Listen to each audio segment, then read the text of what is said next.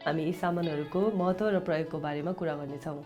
गज चाहिँ हामी केमा प्रयोग गर्छौँ भनेदेखि चाहिँ घाउ चोटपटक लाग्यो भने घाउलाई सङ्क्रमण नहोस् भनेर चाहिँ हामीले यो घाउलाई सफा गर्नको लागि अनि त्यसै गरेर घाउलाई छोप्नको लागि प्रयोग गर्छ। र यो गज चाहिँ घाउमा नै प्रयोग हुने भएकोले गर्दाखेरि चाहिँ सकेसम्म कीटाणुरहित भयो भनेदेखि चाहिँ एकदमै राम्रो। सँग छ गज ब्यान्डेज र यो गज ब्यान्डेजको काम चाहिँ के हो भनेदेखि अघि हामीले गजले मजाले सफा गरिसकेपछि अब गजलाई यतिकै राख्नुभन्दा त्यसमाथि चाहिँ यो गज ब्यान्डेजले चाहिँ यसरी मजाले बाँध्नको लागि चाहिँ प्रयोग हुन्छ। हामीसँग छ कैँची।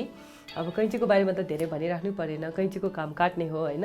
अब हामीसँग छ टेप र टेपको काम चाहिँ के हो भन्दाखेरि घाउ सफा गरिसकेपछि अब घाउ सानो मात्रै छ भनेदेखि त हामीले यो ब्यान्डेज प्रयोग गरिराख्नु परेन नि त। त्यसमा चाहिँ हामीले चिटिक्क पारेर सानो गज राखिदिने अनि त्यसपछि टेप प्रयोग गऱ्यो भने पनि हुन्छ होइन। त्यसै गरी अब हामीसँग छ त्रिकोण आकारको ब्यान्डेज र यसको काम चाहिँ अब हाम्रो हातहरू भाँचेको मड्किएको सर्किएको त्यस्तोमा चाहिँ हामीले प्रयोग गर्नु मिल्छ। हामीसँग छ अर्को ब्यान्डेज। यो ब्यान्डेजको काम चाहिँ के हो भनेदेखि हामीले यो ब्यान्डेजमा चाहिँ अलिकति तन्किने यस्तो हुन्छ र त्यो चाहिँ मड्किएको सर्किएकोमा चाहिँ एकदमै उपयोग हुन्छ। हामीसँग छ यो एन्टिसेप्टिक झोल। एन्टिसेप्टिक झोल चाहिँ घाउ चोटपटक लागेको बेलामा कुनै पनि सङ्क्रमण नहोस् भनेर चाहिँ हामीले यो एन्टिसेप्टिक झोलले घाउ सफा गर्दाखेरि चाहिँ राम्रो हुन्छ। एन्टिसेप्टिक मलम पनि छ, कुनै बेलामा झोल नभएको बेलामा मलम मात्रै लगाउँदाखेरि पनि हामीलाई ठिकै हुन्छ। यसको पुरा भिडियो युट्युबमा छ, हेर्न नबिर्सिनुहोस् है।